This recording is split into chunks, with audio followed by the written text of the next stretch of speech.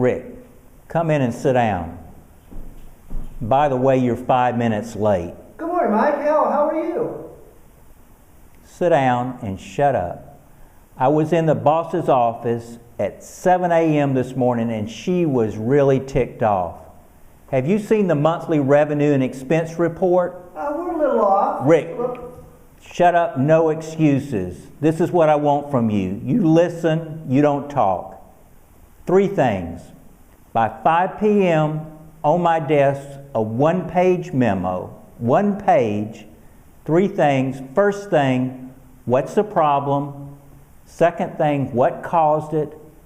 Third thing, what are you going to do about it? How am I going to get the data from accounting? Sit down and shut up.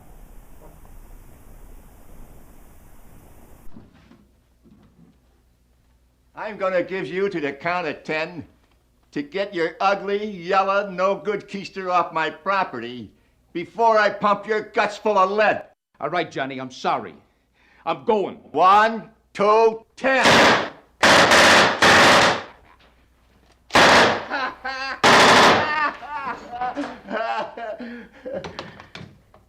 Keep the change, you filthy animal.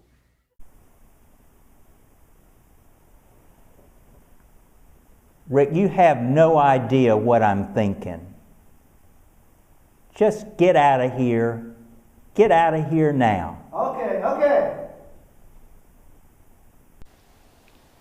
Okay, your assignment for this exercise is fairly complicated, so I need to give you a lot of information about the scenario that we're working with. You have the spreadsheet in your textbook, and to do this properly, you need to have a beginning knowledge about some terms from accounting and basic accounting terms, revenue, expense, and you have to have some basic skills such as variance analysis is the most important thing. Second skill would be common sizing. Third skill, trend analysis. Now there are YouTube videos on Blackboard about common sizing and trend analysis, so watch those. Those will help you with this exercise, but they're not critical to you being able to do this exercise properly. Those are just good skills to have. So let me back up a minute. Chapter 10 is about control. And a lot of this course, you've noticed a kind of a tone, what I would call soft skills, the motivation, leadership, the DISC analysis, knowing yourself. Those are process kinds of skills. This material is very different. This is a content skill. So I'm going to teach you the basics and talk about it in terms of this particular spreadsheet for community hospital. So you've got all the materials, you've got a couple of handouts on Blackboard, and there's also a quiz that you can take by yourself, and the key for that quiz that will give you the answers. Those will help give you the background. So right now I'm going to give you the basics about this situation. First thing is know what revenue and expense is and what the difference is. And that's all on the handout. Revenue is money coming in, expense, money going out. The difference between those two is your margin on this spreadsheet. It's showing as departmental profit or loss. So know those things. Now, there's a third really important element besides revenue and expenses, and that is the budget. So a budget is critical to you if you're going to be a manager, whether it's a public health manager or a manager in healthcare organizations. Any sort of business is based upon a budget. A budget is simply a plan, and it has a heavy element of time. So you're comparing earnings, revenue and expenses over time with a budget. Budget is a plan. It's a key element of management, a key way that things are controlled. Again, this is a very different tone than our soft skills. These are really hard content skills that you have to be able to master if you're going to be a good manager and a good leader. These are fundamental skills. No margin, no mission. Very important. No margin, no mission. Very important. All right, I'm going to tell you how to do this exercise, so turn to the page in your textbook where the community hospital expense and revenue report is. A couple of things. First off, talked a little bit earlier about a budget, and the key tool in analyzing budgets is variance analysis. Now, if you watch the video, you have some skills in terms of common sizing and trend analysis. So now I'm going to talk about variance analysis. So variance is a sideways subtraction. You're subtracting the budget from either the year-to-date expenses, could be year-to-date revenue, could be year-to-date profit and loss, year-to-date or current month, subtract the budget from that item. Now, in terms of expenses, if you have a negative number, that means you have not spent all the money in your budget.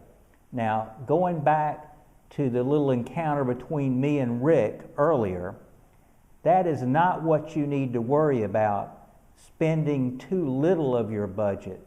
Focus on the other scenario, the other possibility, where you have either spent too much or you have particularly not earned the revenue that you need or don't have the profit and loss, the margin that you need. In those scenarios, it's also a sideways subtraction. You're subtracting the budgeted amount from either the revenue, the current month, or year to date. In that case, if it's a negative, you need to worry about that.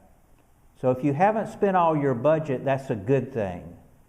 Worry about those areas where you have not earned the revenue that your budget calls for you to earn, or where the revenue is below that which is budgeted.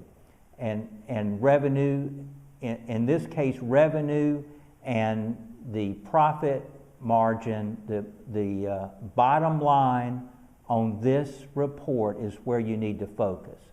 Now, why do they call things the bottom line? Bottom line means sort of sums up all the story. Focus there first.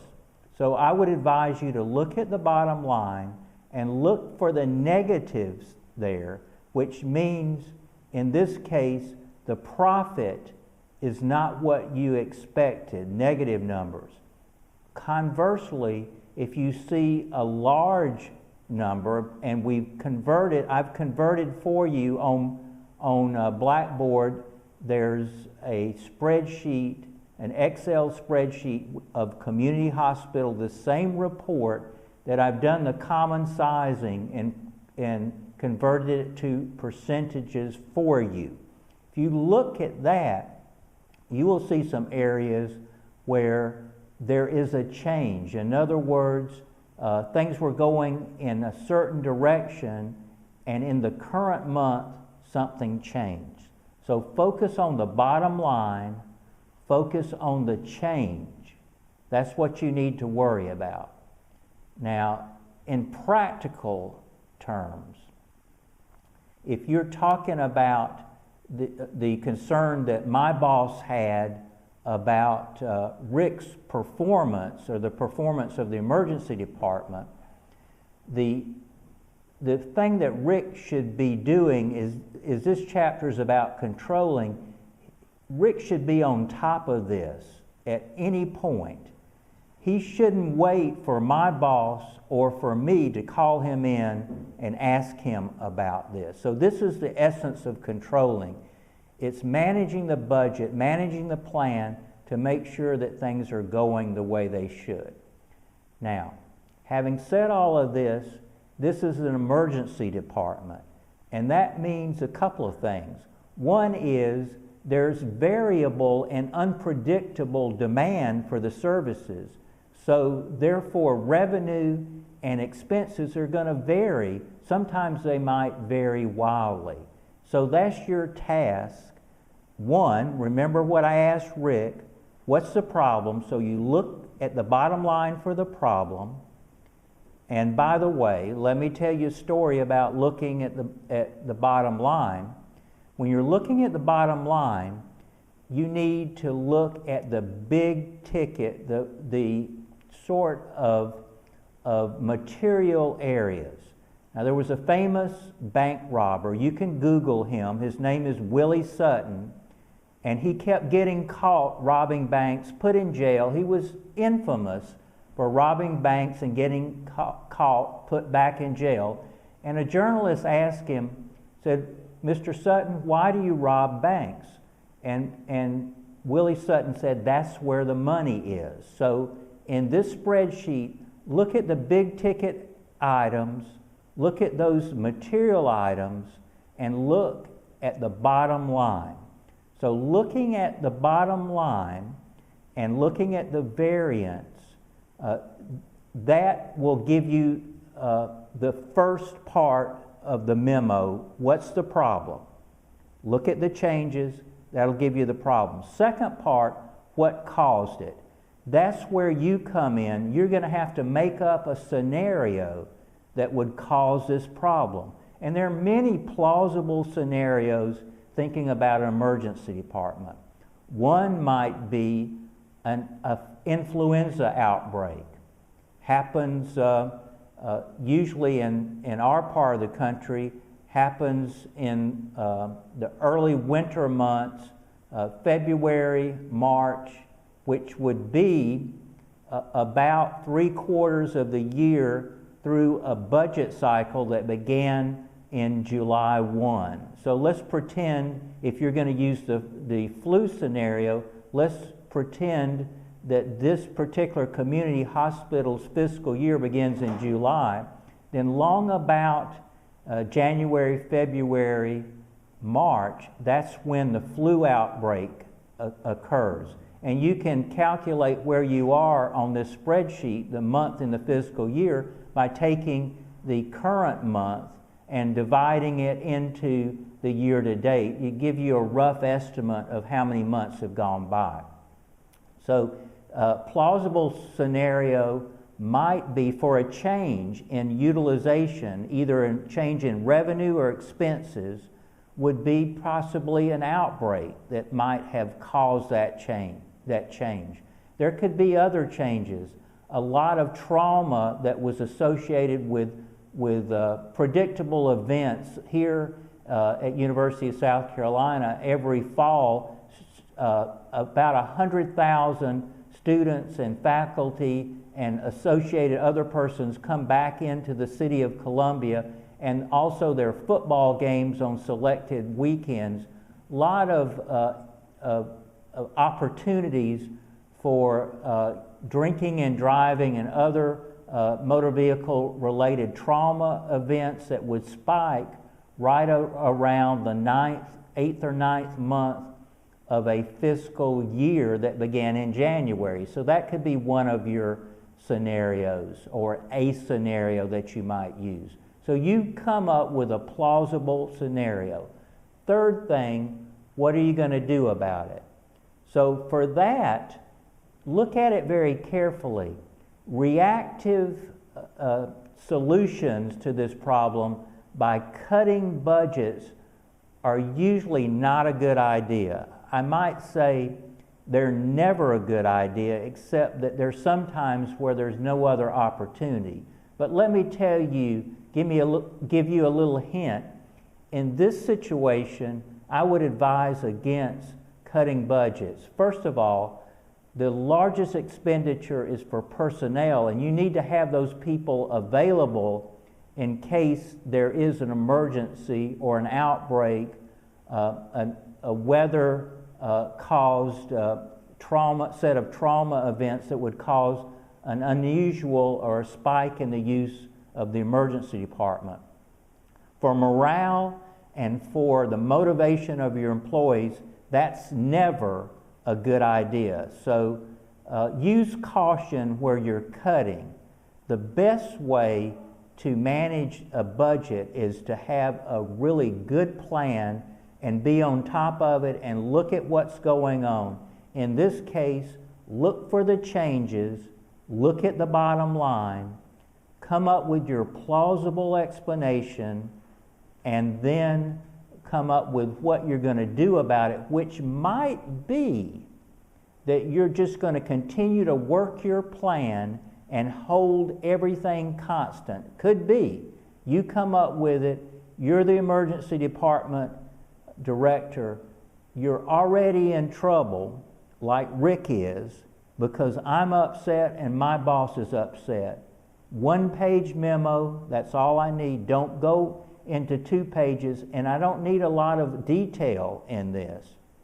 I don't need a lot of numbers associated with it. Tell me what the problem is and what you're going to do about it.